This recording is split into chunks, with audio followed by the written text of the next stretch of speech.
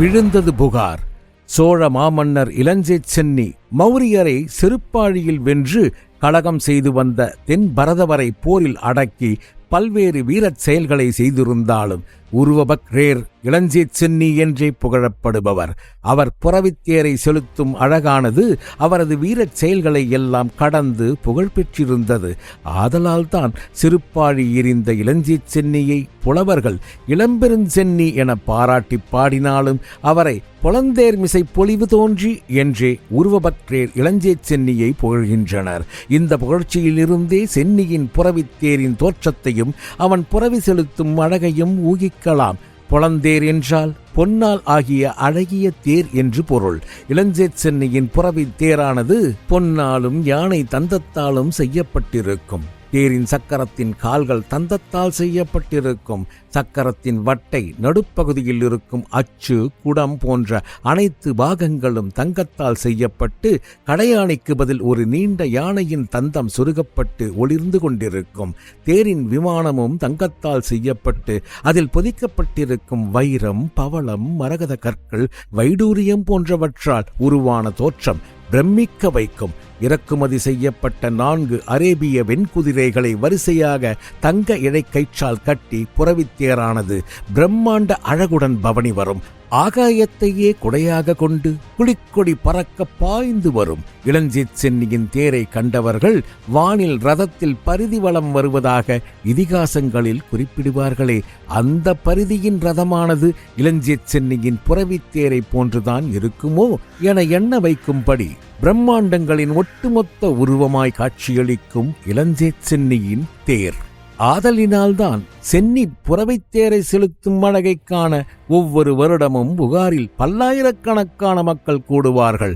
18 வருடங்கள் கழித்து எதிர்பாராத நேரத்தில் இளஞ்சே சென்னியின் அழகிய பொலந்தேர் புழுதி படர வந்து கொண்டிருந்ததை கண்ட மக்கள் கூட்டத்தினர் அனைவரும் தங்களை மறந்து இருங்கோவேல் மேடையில் இருப்பதையும் பொருட்படுத்தாமல் உருவபக்ரேர் இளஞ்சே சென்னி வாழ்க, பொலந்தேர் மிசை இளஞ்சே சென்னி வாழ்க, செருப்பாழி எறிந்த இளம்பே சென்னி வாழ்க, வெற்றிவேல் சென்னி வாழ்க என பலவாறு ஆரவாரமிட்டனர். மக்களின் வாழ்த்து முழக்கங்கள் போதாது என்று வானத்து மங்கையும் சிறு மேக கூட்டங்களை உச்சிவானில் திரள செய்து தூறல்களை விழச் செய்து வாழ்த்தத்தான் செய்தாள். மேற்கு வானில் நிலை கொண்டிருந்த பரிதியை உச்சிவானில் திரண்டிருந்த மேக கூட்டங்களால் மறைக்க இயலவில்லை. மாலை நேரத்து கதிரவனின் செங்கதிர்கள் தூறல்களில் விழுந்து எதிரொலித்ததால் மேகமானது பொன் துகள்களைத்தான் சென்னியின் புறவித்தேரின் மீது விழச் செய்கிறதோ என எண்ணி மக்கள் மகிழ்ச்சியில் ஆரவாரமிட்டார்கள். புறவித்தேரையும் வானிலிருந்து விழும் பொன் துகள்களை கண்ட பிறகு மக்களின் ஆரவார கூச்சல் கணத்திற்கு கணம் அதிகமாகியது. வேகமாக வரும் புறவித்தேரினால் எழுதப்பட்ட புழுதியானது அந்த மண்டலத்தையே மறைத்திருந்தது. புறவித்தேரினால் கிளம்பிய புழுதிதான் வானத்தில் மேகமாக திரண்டு மழையை பொழியச் செய்கிறதோ என எண்ணும் அளவிற்கு புறவி அதிவேகமாக வந்து கொண்டிருந்தது. விழா மேடையை நோக்கி வந்து கொண்டிருந்த இளஞ்சே சென்னியின் புறவித்தேரை பதற்றத்துடனே பார்த்து கொண்டிருந்தார் இருங்கோவேல். புறவித்தேர் நெருங்க நெருங்க அதன் பிரம்மாண்ட தோற்றமும் அழகும் கண்களுக்கு தெரிய ஆரம்பித்தது. அதிவேகமாக வரும் புறவித்தேரில் யார் அமர்ந்திருக்கிறார்கள் என உற்று பார்த்தவரின் கண்கள் ஆச்சரியத்தில் அகல விரிந்தது. புறவித்தேரில் அமர்ந்திருப்பது இளஞ்சே சென்னி அல்லவா? இறந்தவனால் எப்படி உயிரோடு மீண்டும் வர இயலும்? அதுவும் வயதாகி இறந்தவன் இப்போது இளமையுடன் அல்லவா உயிரோடு வந்திருக்கிறான். இது எப்படி சாத்தியம் என அதிர்ச்சியுடனே வாய்விட்டு தனக்குத்தானே கேட்கலானார். அவரது கேள்வியை கேட்ட யுவராஜனும் வைதீகரும் என்ன பேசுவதென்று தெரியாமல் திக் பிரம்மை பிடித்தது போலவே புறவித்தேரையை பார்த்து கொண்டிருந்தார்கள். அந்த நேரத்தில் மூவரின் திக் பிரம்மையும் கலையும் அளவிற்கு மக்கள் கூட்டத்தில் இருந்து இயல்தேர் வளவன் வாழ்க, திருமாவளவன் வாழ்க, செருப்பாழி வென்ற சென்னியின் புதல்வன் வாழ்க, வெற்றிவேல் உருவபக்ரேர் இளையோன் வாழ்க என வாழ்த்து முழக்கங்கள் எழுந்தன. இருங்கோவேல் புறவித்தேரை உற்று பார்த்தார். செங்குவீரன் கம்பீரத்துடன் அமர்ந்து புறவித்தேரை செலுத்த பின்னால் திருமாவளவன் ஆத்திமாலை சூடி வைரம், பவளம், முத்து பதிக்கப்பட்ட தங்க இழையாலான உடை, மரகத குண்டலம், நெற்றித் திலகம் மற்றும் போர்வால் சூடி இளவரசனாக பவனி வந்து கொண்டிருந்தான். கோட்டை சுவர்களில் அம்பாரி அமைத்து நின்றிருந்த வீரர்கள் மலர் மாறி தூவ, கார்மேகம் பொன்மாறி தூவ, மக்களின் நாரவார முழக்கச் சத்தங்களுக்கு மத்தியில் புறவித்தேரானது மேடையை நோக்கி வந்து கொண்டிருந்தது. உபதலைவன் விரல்வேலையும் இளவரசன் வளவனையும் கண்ட இருங்கோவேலின் முகம் ஏமாற்றத்தில் கடுகடுக்க ஆரம்பித்தது. வைதீகர் மற்றும் யுவராஜனையே திரும்ப திரும்ப புரியாமல் பார்த்தார். சென்னியின் வசந்த மாளிகையில் இறந்து போன செங்குவீரனும் வளவனும் எப்படி உயிர் பெற்று வருகிறார்கள்? கடவுளே, நான் காண்பது கனவா அல்லது நனவா? இது எப்படி சாத்தியம்? நான் தான் ஏமாற்றப்பட்டேனா என பலவாறு எண்ணியவரின் முகமானது கோபத்தில் சிவந்து விகாரமாகியது. புழுதி கிளப்ப வேகமாக வந்த புறவித்தேரானது மேடைக்கு முன்பு நிற்க, செங்குவீரன் முதலில் புறவித்தேரிலிருந்து குதித்து தடுப்பினை நீக்க கரிகாலனும் கீழே குதித்தார். அக்காட்சியை கண்ட மக்கள் கூட்டத்தினர் காண்பது கனவா அல்லது நனவா என குழம்பியபடியே மீண்டும் வளவன் வாழ்க, ஏழ்தேர் வளவன் வாழ்க, பொலந்தேர் மிசை வளவன் வாழ்க, வெற்றிவேல் வளவன் வாழ்க, வீரவேல் வளவன் வாழ்க என பலவாறு ஒவ்வொருவரும் ஆரவாரமிட்டு தங்கள் மகிழ்ச்சியை வெளிப்படுத்திக் கொண்டனர். மக்கள் ஆரவாரத்தை கேட்ட இருங்கோவேல் திக் பிரம்மை பிடித்தவரை போல அசைவற்று நிற்க, இருங்கோவேலின் தளபதிகள் வீரர்கள் சூழ மேடைக்கு இளவலை அழைத்து சென்றான் விரல்வேல். ஒரே மேடையில் இருங்கோவேல், வைதீகர், யுவராஜன், செங்குவீரன், வளவன் நிற்க, மக்கள் கூட்டமை அசைவற்று அக்கண நேரத்தில் செய்வதறியாது திகைத்து நின்றது. காண இயலாத அக்காட்சியை கண்ட குணக்கடலும் கூட அலைகளின்றி அமைதியாகவே காட்சியளித்தது. எவ்வளவு துணிச்சலும் துணிவும் இருந்தால் வளவனை தன் முன்னே அழைத்து வந்திருப்பான் செங்குவீரன் என கடும் கோபம் கொண்ட மன்னர் இருங்கோவேல், செங்குவீரா, பெரும் பிழையை செய்துவிட்டாய். நீங்கள் இருவரும் இறந்து விட்டதாக அல்லவா நினைத்துக் கொண்டிருந்தேன். வளவனை உயிரோடு அழைத்து வந்து அவனது இறப்பிற்கு நீயே காரணமாக போகிறாய் என எகத்தாளத்துடன் சிரித்தவர் செங்குவீரனின் அருகில் வந்து அவனது கண்களை பார்த்தபடியே, நீ முயன்று கொண்டிருக்கும் காரியம் ஒரு நாளும் நிறைவேறாது வீரனே. முடிசூட்டிக் கொள்ளப் போகிறவன் எனது புதல்வன்.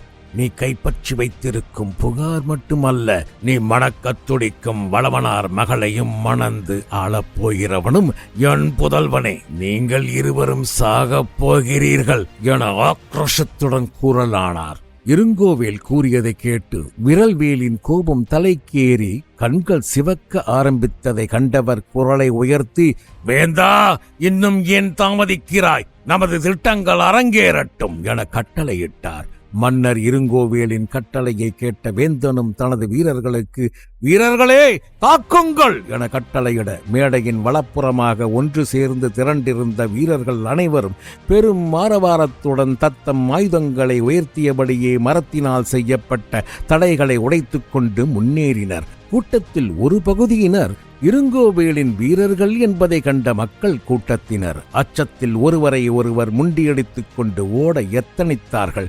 ஏற்கனவே தனது ஒற்றர்கள் மூலம் இருங்கோவேலின் நடவடிக்கைகளை கண்காணித்த டால்தோபியாஸ் தயாராக வைத்திருந்த மாற்றுத் திட்டத்தை செயல்படுத்தினான். அவனது கட்டளைக்கேற்ப கோட்டை மதிலில் நின்றிருந்த வீரர்கள் அனைவரும் தடுப்புகளை உடைத்துக் கொண்டு முன்னேறிய உறைந்தே வீரர்களின் முன் நெருப்பு அம்புகளை தூவினார்கள்.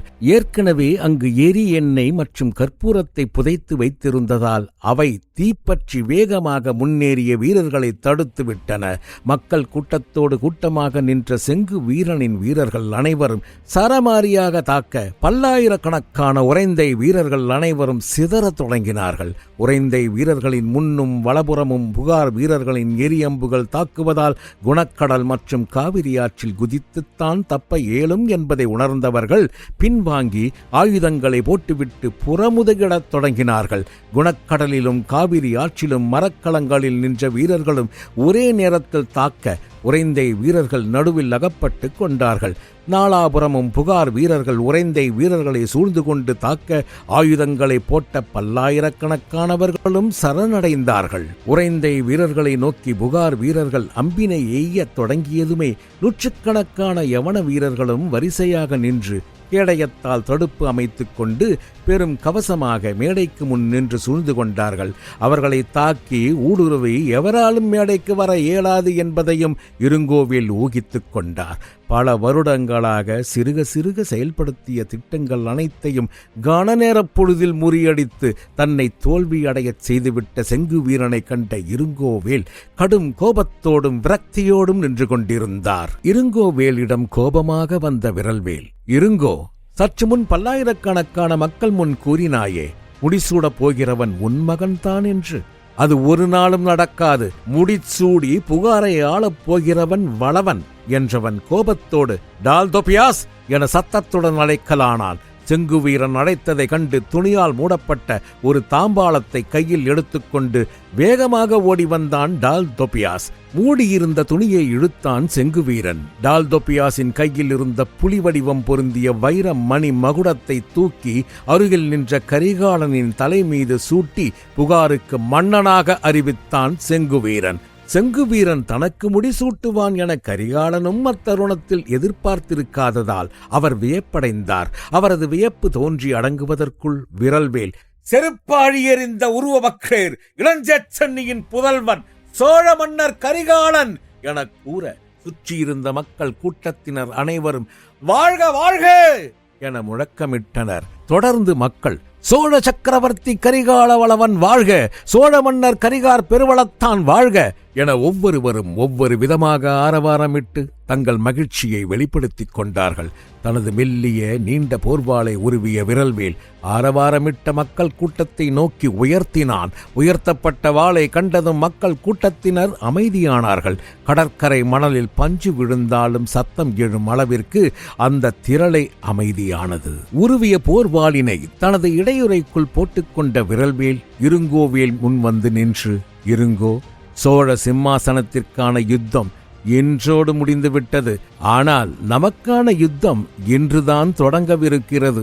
எப்போது வளவனார் மகளை சிறை வைத்து என்னை கட்டுப்படுத்தலாம் என உனது மகன் எண்ணினானோ அன்றே அவனது முடிவையும் தேடிக்கொண்டான். இது எனது தன்மானத்திற்கும் சுய கௌரவத்திற்கும் விடப்பட்ட அரைக்கூவல் என்றே நான் கருதுகிறேன். உங்கள் இருவரிடமும் எனது திறமையை காட்டி வெற்றி பெற நான் விரும்பவில்லை. அன்று உன்னிடம் கூறியதை போன்றே இன்றும் கூறுகிறேன். உறைந்தையில் உன் படையை திரட்டு. போர்க்களத்தில் யார் பலசாலி என்பதை நாம் முடிவு செய்து கொள்வோம். உங்களை போரில் தோற்கடித்தே தனக்குரிய உறைந்தை அரச உரிமையை கரிகார வளவன் மீட்பான். வானவல்லியை சிறைபிடித்த உனது மகனையும் உன்னையும் அதே போர்க்களத்தில் கொன்று எனது பழியை நான் தீர்த்துக் கொள்வேன். அதுவரை என் காதலியின் அழகிய இளம் தோள்களை நான் தழுவப் போவதில்லை. என் சபதத்தை நான் நிறைவேற்றாவிட்டால் மனதில் காதலின்றி செல்வத்திற்காக பல ஆடவர்களுடன் கூடும் கணிகையரின் மார்புகளை தழுவும் பெரும் சாபம் எனது தோள்களுக்கு கிடைக்கட்டும் என கோபம் பொங்க கண்கள் சிவக்க வெஞ்சினம் உரைத்த போது அங்கு நின்ற இருங்கோவேல் மட்டுமல்ல, அந்த கூட்டமே அதிர்ச்சியில் நடுங்கி போனது. தனது அரசரையும் யுவராஜனையும் போர்க்களத்தில் கொல்வேன் என வெஞ்சினம் உரைத்த விரல்வேலை கண்ட மலைநாட்டு வீரர்கள் இருவர் யாருடைய கட்டளையையும் எதிர்பாராமல் ஆவேசத்துடன் கத்திக்கொண்டே வாளினை உருவிக்கொண்டு விரல்வேலை நோக்கி ஓடி வந்தார்கள். ஓடி வந்தவர்களை கண்டு அவர்களின் வாள்களுக்கு அகப்படாமல் குனிந்து கொண்ட விரல்வேல் தனது வாளினை உருவி அவர்கள் இருவரையும் நோக்கி விசிறினான். அவன் வாளினை உருவியதையும் யாரும் பார்க்கவில்லை. மலைநாட்டு வீரர்களை நோக்கி வாளினை ஓங்கியதையும் யாரும் பார்த்திருக்கவில்லை. ஓடி வந்த உறைந்தை வீரர்கள் இருவரும் என்ன நடந்தது என்பதை புரிந்து கொள்ள இயலாமல் ஒருவரை ஒருவர் பார்த்து கொண்டார்கள். அவர்கள் இருவரும் விரல்வேலை பார்க்க அவனது வாளில் இருந்து குருதி சொட்டி கொண்டிருந்தது. மீண்டும் மலைநாட்டு வீரர்கள் இருவரும் ஒருவரை ஒருவர் பரிதாபத்துடன் பார்த்து கொண்டார்கள். அடுத்த கணம் அவர்களின் தலை உடலில் இருந்து தனியாக கீழே விழ அவர்கள் இருவரின் உடலும் மேடையில் சரிந்தன. தனது கோபமும் ஆவேசமும் அடங்காத செங்குவீரன் டால்தோபியாஸ் என மீண்டும் அழைக்கலானான். அதை கேட்ட டால்தோபியாஸ் அருகில் ஓடி வர, டால்தோபியாஸ், இவர்களை நான் போர்க்களத்தில் சந்திக்க விரும்புகிறேன். இந்த கயவர்களை புகார் நகர எல்லை வரை எந்த தீங்கும் ஏற்படா வண்ணம் பாதுகாப்பாக நமது வீரர்களை விட்டு வரச் சொல். இனியொரு முறை புகாரில் இவர்களை நான் சந்திக்க கூடாது. என கட்டளையிட்டவன் கோபத்தில் மூச்சு வாங்கிக் கொண்டு அருகில் நின்ற வைதீகரை பார்த்தவன், இந்த மலைநாட்டு கயவர்களுக்கு துர்போதனை புகட்டும் இந்த வைதீகனை இனியொரு முறை புகாரில் பார்த்தால் இவனது தலையை கொய்துவிடு என கட்டளையிட்டபடியே வழியில் கடந்த மலைநாட்டு வீரனின் தலையை உதைத்தபடி அங்கிருந்து சென்றான் விரல்வேல். அவன் மேடையை விட்டு இறங்கியதை கண்ட புகார் வீரர்களும் மக்கள் கூட்டத்தினரும் விரல்வேல் வாழ்க, செங்குவீரன் வாழ்க என பலவாறு வெற்றி முழக்கமிட்டனர். அவர்களின் வெற்றி முழக்கத்தை கண்டுகொள்ளாமல் ஆவேசத்துடன் கூட்டத்தை கடந்து சென்றபோது புறவித்தேர் போட்டியில் வெற்றி பெற்று தனக்கு மாலையிட காத்திருக்கும் பல நாட்டு பெண்களும் ஒரு இடத்தில் கூடி நிற்பதை கண்டான் விரல்வேல். மேடையில் நடந்த கலைபாரத்தை கண்ட பெண்கள் அனைவரும் மலர் மாலையுடன் அச்சத்துடன் நின்றார்கள். பல நாட்டு பெண்களுடன் வானவல்லியும் அங்கு மலர் மாலையோடு நிற்பதைப் போல அவனது கண்களுக்கு தோன்றியது. அந்நேரம் அவனுக்காக தனது உயிரையே தியாகம் செய்த விரலி பூங்கோதையின் பெருந்திணை காதல் அவனது நினைவிற்கு வர கலங்கிய கண்களுடன் அங்கிருந்து புறப்பட்டான். செங்குவீரனின் உத்தரவுபடி இருங்கோவேல், யுவராஜன், வைதீகர் மற்றும் பல உறைந்தை தளபதிகளை பாதுகாப்புடன் அனுப்பி வைத்தான் டால்தொப்பியாஸ். திடலில் சுற்றி வளைத்து கைது செய்யப்பட்ட உறைந்தை வீரர்களுள் பெரும்பாலானோர் கரிகாலனை கண்டதும் வளவன் வாழ்க, மன்னர் வாழ்க என முழக்கமிட்டபடியே புகார் படைப்பிரிவுடன் இணைந்து கொண்டார்கள். இதர ஏற்பாடுகளை கவனித்துக் கொண்டிருந்த டால்தொப்பியாஸ், திருக்கண்ணன், பரதவன், குமரன், செங்கோடன் முதலான உபதளபதிகளை அழைத்த கரிகாலன் அவர்களின் செயல்களை கண்டு பாராட்டி பரிசளித்து அவர்கள் அனைவருக்கும் படைத்தளபதிகளாக பதவி உயர்வையும் வழங்கினார். பிறகு டால்தொப்பியாஸை அழைத்த கரிகாலன் அவனது கையை பிடித்து, யவன தளபதியாரே, இந்த தழும்பு இன்னும் மறையவில்லையா என வினவினார். கரிகாலன் வினவியதைக் கண்டு திகைத்த டால்தொப்பியாஸ், அரசே, இங்கு தழும்பு இருப்பது தங்களுக்கு எப்படி தெரியும் என ஆச்சரியத்துடன் வினவினான். உங்களை எதிர்த்து சண்டையிட்டவன் எனது நண்பன்தான். உங்களிடம் இருந்து வாளை பறித்த கதையை தினமும் என்னிடம் கூறி பெருமையுடன் தம்பட்டமடித்துக் கொள்வான். ஓ, மாடு மேய்க்கும் இளைஞன் தங்களது நண்பனா? ஆம் தளபதியாரே, அவனை மட்டும் நான் இனியொரு முறை காண நேரிட்டால் என்றபடியே வாக்கியத்தை பாதியில் முடித்தான் டால்தொப்பியாஸ். படைதளபதியாரே, அவன் மீண்டும் உங்களை வம்புக்கு இழுத்தால் என்ன செய்வதாய் உத்தேசம்? அவனது உருவத்தைக் கண்டு அவனை சாதாரணமாக நினைத்த எனது கவனமின்மையால் நான் தோற்றுவிட்டேன். இனியொரு முறை அவனைக் கண்டு நிச்சயம் அவனை நான் வாட்போரில் வீழ்த்துவேன். அப்படியா? சிறிது நேரம் இங்கேயே காத்திருங்கள், நான் அவனை அனுப்பி வைக்கிறேன் என கூறிவிட்டு அங்கிருந்து தனது புறவித்தேரில் கிளம்பிய கரிகாலன் ஒரு நாழிகை நேரம் கழித்து யாராலும் கண்டறிய இயலாதபடி மாறுவேடமிட்டு மாடு மேய்க்கும் இளைஞனைப் போலவே சாட்டையுடன் அந்த கூட்டத்திற்கு சென்றார். டால்தொப்பியாஸ் கரிகாலனுடன் பேசியதை மற்ற தளபதிகளால் என்னவென்று புரிந்து கொள்ள இயலாமல் கரிகாலன் அங்கிருந்து கிளம்பிச் சென்ற பிறகு டால்தொப்பியாஸிடம் வினவினார்கள்.